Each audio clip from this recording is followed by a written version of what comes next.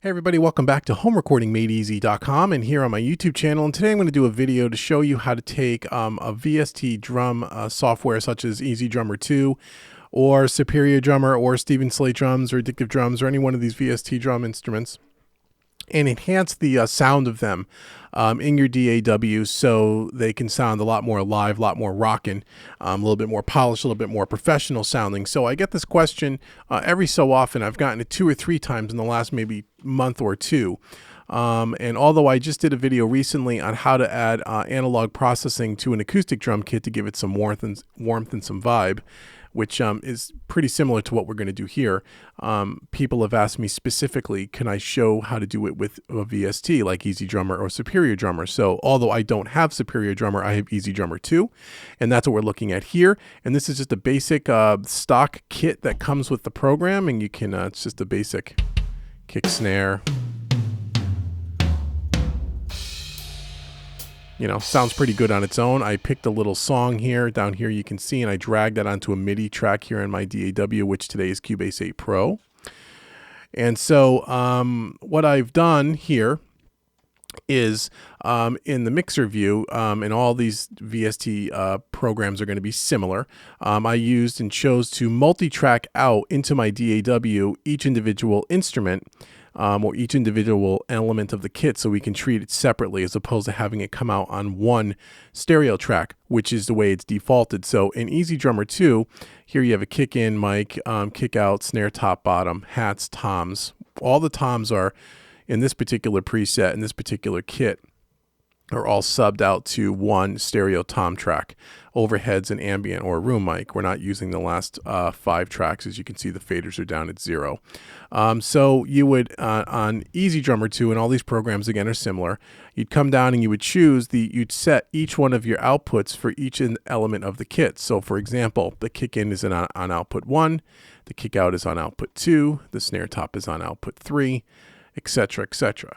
Over here in Easy Drummer 2, you come over to activate all the outputs, and as I activate those outputs, it will set up individual tracks in my DAW. So you can see them here. We have 8 elements of the kit. I've activated all 8 outputs. Okay, and they're already named, and I'll show you that in a second. I'll close this for a second, and if I bring up my mixer here, you can see when I activate the outputs in the plugin, it's going to put a track in each one of my, it'll put an individual track for each one of the elements of the outputs in my mixer. And as you can see here, kick in, kick out, snare top, bottom, hats, toms, overheads, and rooms. That's what we're working with today. And you want to do that because you want to treat each individual part of the kit separately, again, as opposed to the default, which would come on one track and the whole kit would be subbed out to one stereo track. That's okay as well. But if you want full control over the drum kit in order to really process it and really make it sound professional and more rockin' and have more vibe to it, you want to break it out on individual tracks. So depending on which software instrument you're using, that this will be similar but may have a couple, maybe slightly be different on how you multi-track it out, and also depending on your DAW. So you're going to want to maybe search that out and check YouTube and so on and so forth, and you can figure out how to get it to this state. But once you get it to this state where you have each one of those drum elements on its own track, multi-tracked out, now we can begin processing. So for now, just so you understand the routing, all these drum tracks are going over to a drum bus here, which will have some processing on it. And then from there, it's going to my master output, which in my case, because I'm doing analog summing, is going to be here. And I won't go through all the routing. You can go check some other videos in my YouTube archive. It'll show you how I use analog summing for the routing in and out of the audio. But just know that this green fader is really my stereo output. If you're not using analog summing, you can look at this as your master bus, if you will. Okay, so let's take a look at what we have here. So right now I have a bunch of effects. They're all grayed out. They're all bypassed. This is just the drum kit on its own with no processing at all, just like it sounds when it comes out of the Easy Drummer software. Here's what the original loop sounds like.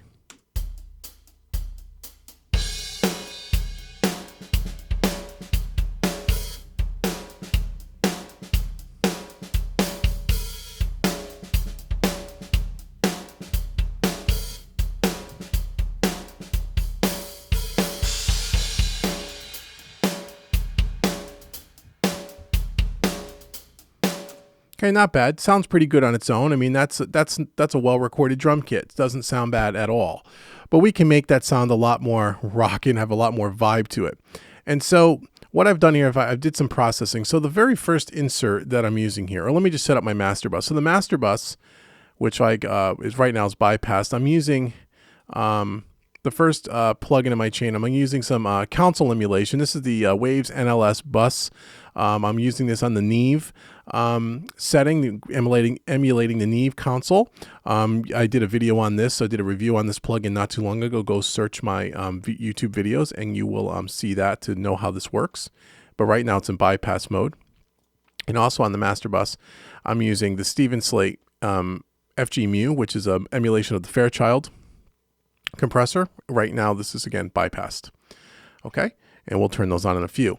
But across the rest of the drum tracks, these 8 drum tracks here, the very first insert I'm using is an EQ. I'm going to turn these on for a second and open one up. This is the Pro Q by FabFilter. And again, you can use any stock EQ to do this. All I'm using this EQ for is to do some filtering out of the lows and the highs, to clean up and focus the drum kit. So you don't have any rumble, real low rumble in the low end, or real, annoying in the top end of each one of these tracks. So let's take a listen to this, and we'll take a listen one at a time to each part of the drum kit, and I'll just show you quickly how I did this. So on the kick in mic, so I'm just filtering off everything below 30 hertz here to get rid of the rumble, the real low, unnecessary information, and everything above like 9.6K, again, just to get rid of all the high end. This is the kick in mic, where you're going to get a little bit more of the snap. Could even boost a little bit here just to bring out a little bit more of the click. Okay, and then on the kick out mic, which is more of the low end, as you can see here, I filtered off again below about 23 hertz, and I boosted right around 56 hertz, 57 hertz, which is really the fundamental frequency of this low kick drum, just to bring out the real bottom end. And then filtered everything above 250 out. Again, there's no reason to have the top end information. We're going to grab that from the kick in mic. Okay. So just going from just the kick drum alone, if we were to bypass this filtering, going from that to that. Okay. Now on the snare,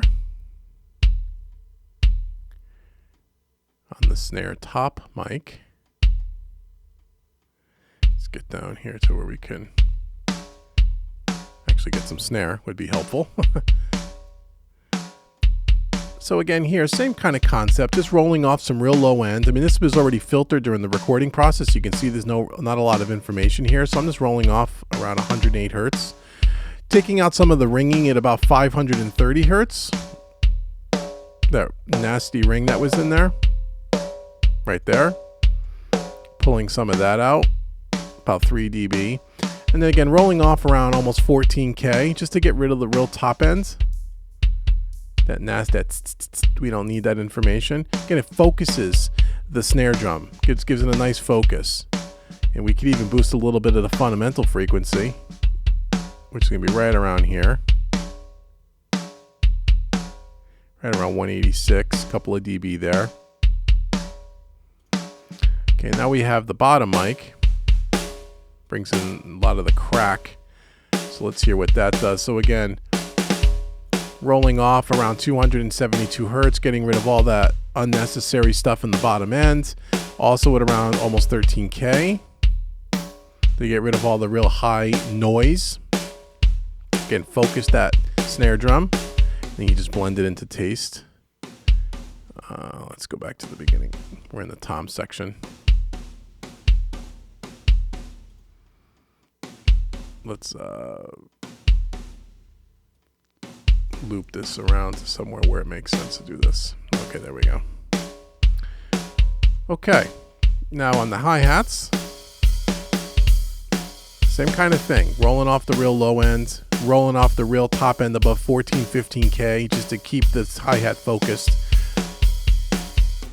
Here's the toms. Now remember, these toms are consolidated, those 5 toms on the kit, to one stereo track. So we didn't do this one yet, so let's roll this off here. So we're gonna do a low cut. Low cut. And then we're gonna do a high cut here.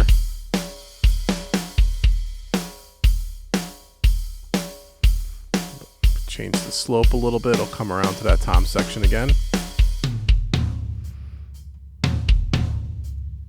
A little bit of body.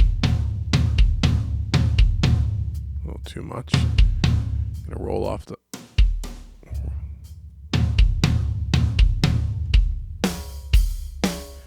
Okay, and now on the overheads. And rolling off about 180, getting rid of all that low end information, pulling out some of the boxiness around 520, and then cutting off the real high end around 19K. And then the room mics.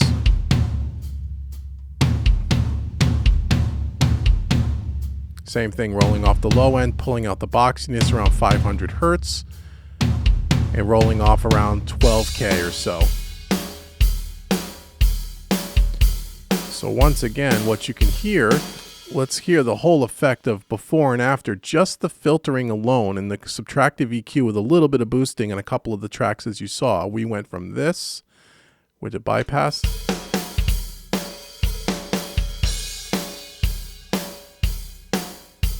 to this. Listen how much of a difference that makes already. Before. After. So just by doing filtering EQ and doing a little bit of boosting at the fundamental frequencies and a couple of those elements, it goes from a kit that sounds very flat to a kit that just sounds bigger, beefier, and all we've done is some EQ, subtractive EQ, mostly filtering, right? Little bit of boosting. And listen to the difference. Let's do it again. Before.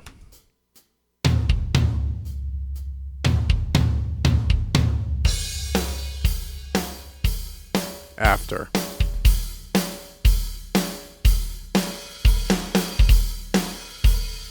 So if we did nothing else, that would be great. That made a 50% improvement without doing really a whole heck of a lot. We haven't even done any bus processing yet at this point.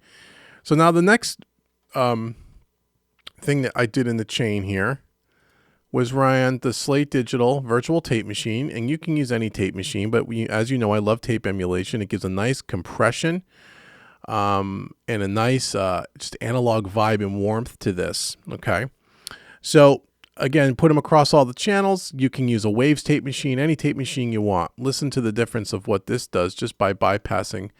So we're gonna turn them off and we'll turn them on.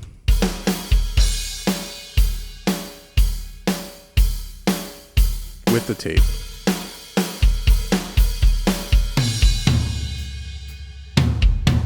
Before.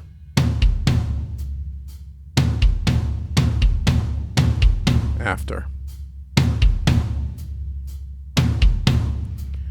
So again, that's a little bit more subtle than the filtering EQ that we just looked at, but again, adds a lot more bottom end, a lot more thickness, a lot more density, and just makes the drum kit sound a little bit more alive with the tape. Tape saturation is wonderful for that. So now the last thing that I'm using in this particular chain here is I'm using some console emulation. I'm using the NLS by Waves. I'm using the Neve console, and this is a 2-part plugin, as you know. If you've seen I did a review on this plugin. It's on my YouTube channel. Go check it out. This is the channel part of the plugin, and then it goes on to the bus, the master bus, and here is the bus part of the plugin. And by bypassing this, you can see that I'm bypassing the channel by clicking this button on and off. So what I'll do is I will keep it off, and then I'll bring it in. So right now it's bypassed.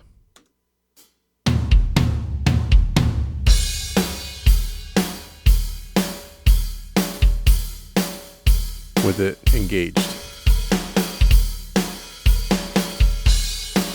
bypassed.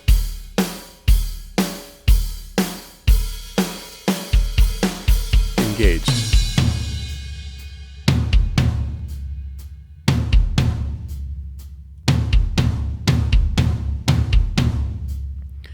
So now adding another layer to this, the Neve console gives it a little bit more openness, opens up the sound a little bit more. Again, it's a subtle, but it's definitely there. So by adding this in layers, the filtering EQ, the tape machine, the console emulation, again, we haven't done any compression yet at all. I'm not even doing any compression. The only compression we're really getting is from the tape machine. Okay, so that's the NLS. Again, so just to kind of, again, take you from where we started before we get to bus compression, let's take a listen to this. So we're going to bypass all these plugins. Here's what we started with. I'll let it loop around. Oh, shut that off. Okay, here's where this is what we started with.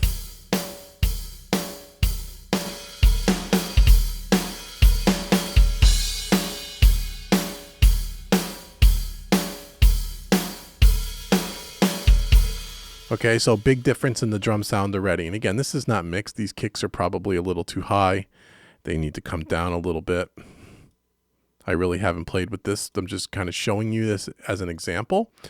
Okay, now the last bit of processing I did on my drum bus here, I'm adding the FG Gray by Slate Digital, which is an SSL emulation of the famous bus compressor. Again, I'm going to turn it off here and then turn it on. You can see what it does. I'll let it loop around to the kick snare.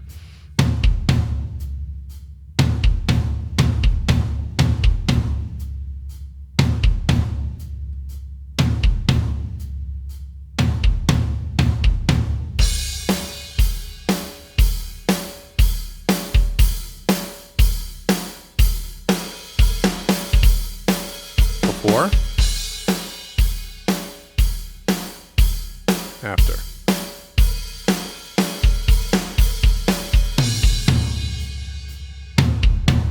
Before,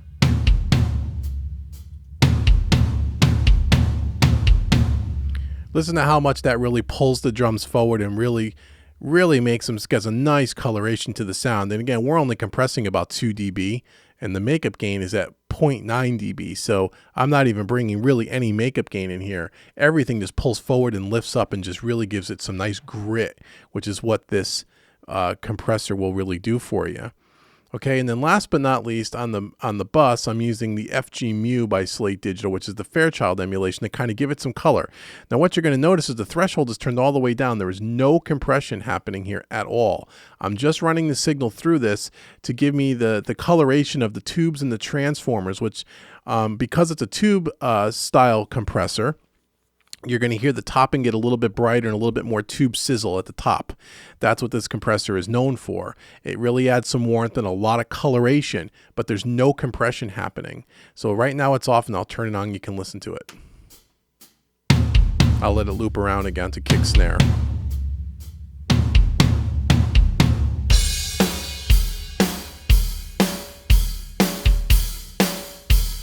Listen to how that snare pops out. Before, after.